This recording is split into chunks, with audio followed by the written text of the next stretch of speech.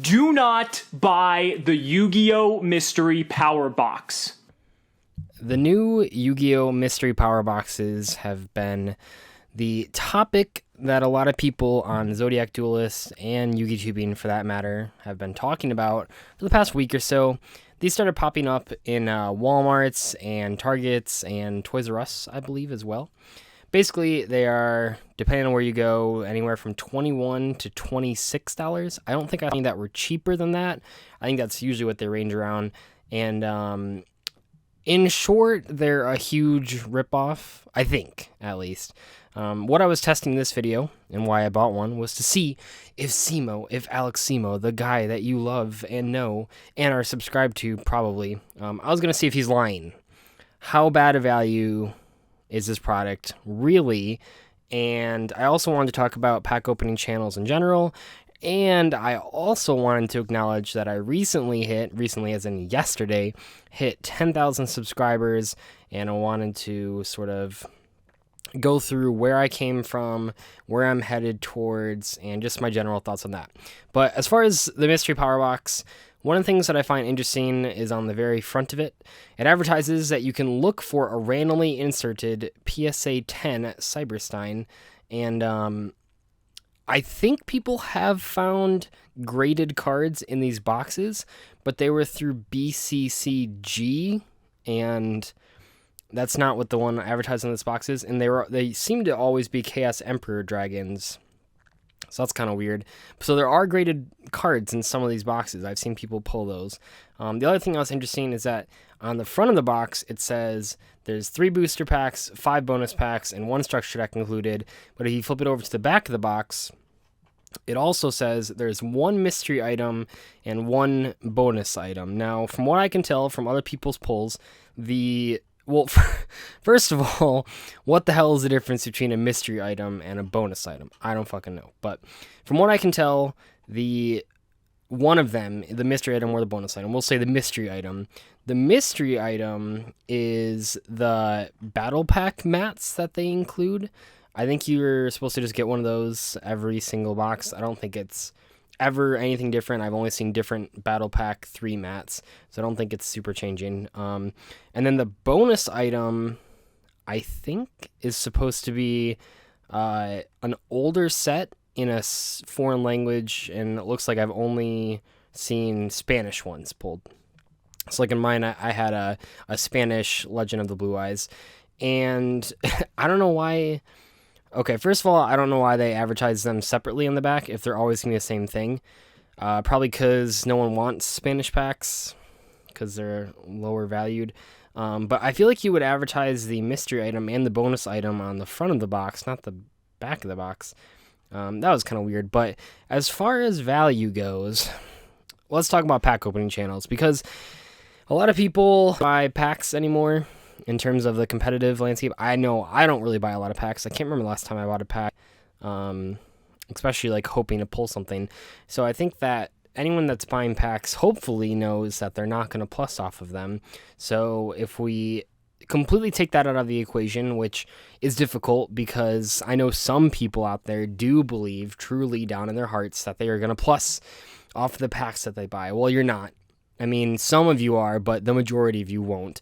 So at that point, taking away that part of pack opening, what's left? And I think what's left is the entertainment value. So from an entertainment standpoint, you could buy, let's say like another equivalent item that'd be like $20 is a tin, right? You could buy a tin for, I mean, the Mega Tin, I guess that's the only tins that they have anymore. So the Mega Tins come with a couple of packs, and you might pull, so with the Mega Tins, you have a higher chance of pulling valuable cards, but you have less actual cards to go through. Whereas this Mystery Power Box, I don't know why I said Power Bucks, I meant Power Box. Duh. The Mystery Power Box, I honestly would say for the value, if you're only looking at it from an entertainment value standpoint, it was I think it's pretty good at $21.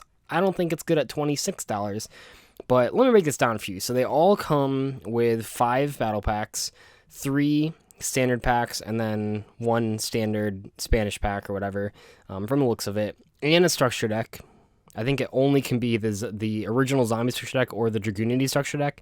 I don't think there's any others you can get. And then also mat. I mean, the mat itself doesn't really do anything because no one's going to use that mat, and it's not like interesting to open. I guess the Quantum Cat mat is kind of cool, but you get, I mean, that's 9 packs to open and a structure deck to look through for $20. That's pretty hard to beat as far as actual official Yu-Gi-Oh products go, because this is unofficial. I saw some people complaining that Konami is ripping you off, but this is an unofficial product. Konami isn't putting this out or anything or promoting it, which is why the stuff in it is so old. But I'd say for $21, if you know you're not going to make money off of it, but you want to open a variety of stuff, this is sort of the way to go. There's always the other option. Sorry, I'm like playing with the box.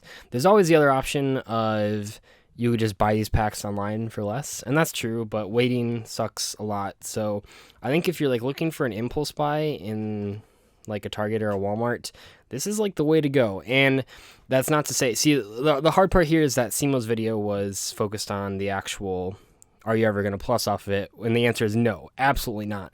I don't think I've seen anyone plus off it. Oh, one person pulled like an ultra rare from the Tactical Evolution pack included, so they might have plus off it. But generally speaking, no, you're going to minus every single time on this. But that's not why I bought mine. And I think if you want to buy this, you shouldn't be trying to win your money back or earn your money back or anything. You just do it for the entertainment value, and then you'll be pretty satisfied. That's all I really want to talk about as far as that goes. Moving on to the more important subject. I hit 10,000 subscribers, and it's been a long time coming, and it's also difficult because I know a third of you actually are only from the last 4 months, because in February of 2017, I decided to take YouTubing seriously, and I decided to start monetizing my videos. That was another step I took. And then I think it just clicked. Everything just, I mean, over time, I just got better and better. You know, I got Photoshop to make thumbnails. I recently got editing software in the past month and a half or so to start editing videos so they didn't suck so much. And yeah, I think these things make a lot of difference. And the growth of my channel right now is crazy.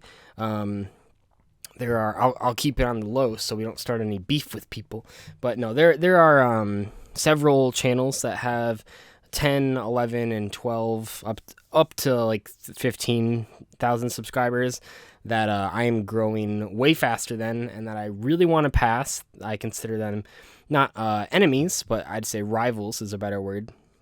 But yeah, right now it looks like the channel is just blowing up, and that's super exciting, and it puts me in a position where I want to make better content so that people like it more. And I think the best way, if you're not a content creator, for me to explain this is that if you've ever like tested against a deck over and over and over again with your friends, maybe at their house, maybe at like a restaurant or something, and like you take that as like serious testing or whatever, and you play them like 15 times in one night, and that like gets you some good testing, but no testing can replace going to an actual tournament, putting some money in, and having a potential to win some money back. And I think that in terms of quality of my content, nothing can match when I'm doing it for money, in that I just take it more seriously. I have more incentive to produce better content if I'm getting paid for it. And that's not something that I realized for a long time. It took me right up until February pretty much to understand that monetizing videos, I know some of you don't like the ads or whatever, and that's I mean, yeah, ads suck, I don't know what to tell you. But monetizing videos from my standpoint is less about the actual money and is more about pushing myself to create better stuff for you guys. And I think it's showed. Actually, I know it's showed. I can look at the analytics and know that people are responding better to the stuff that I'm putting more time into. And obviously, we set up a Patreon account. That's really exciting. People actually want to donate to watch my videos. That part's crazy. We're doing live streams. We're doing meme videos. I actually just signed up my first sponsorship with MetaMats, which I'll talk about in another video. But yeah, I know a lot of people really like the MetaMats review, and they got a lot of exposure from my video and Yugi Nono's video. But that's like my first sponsorship deal, and like it's just going crazy the past couple months here. It's been a wild ride, and I only want to go up from here. You know, I have older videos. If you just Google like DZ subscriber, you'll probably see some older videos where I did. I know I did one at like 1,500 subscribers and I think 5K subscribers, where I was talking about how I didn't think that I would ever get to that point. And here I am at 10,000 subscribers, and it still feels like a lot of fun. I'm glad I'm doing it, and it's exciting. So thank you for sticking with me. Hopefully you enjoyed this video. I'll see you guys later. Bye.